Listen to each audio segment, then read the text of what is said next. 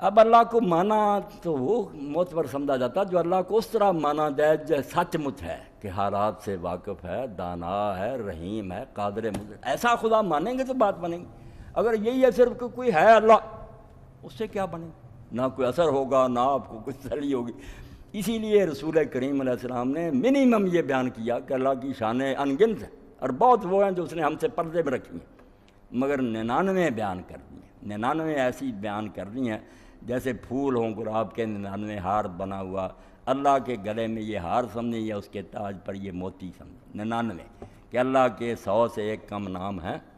ان کو سمجھ لو، تم ان کو ذہن میں رکھو، فرمایا جنت میں داخل ہو جاؤ۔ 3-4 کی میں نے تشریح کی کہ وہ علیم ہے، حکیم ہے، رحیم ہے، قادر ہے۔ کیسا آپ کو اور مجھ کو مزہ آیا کہ اگر وہ 99 سمجھ میں آ جائیں، پھر جس خدا کو ہم مان رہے ہیں اس کی تو یہ شان ہے، پھر مومن اور گھبرائے اور دنیا کی طاقتوں سے کانپے کہ ہمارے پاس ہتھیار نہیں ہیں، وہ سپر پاورز ہیں،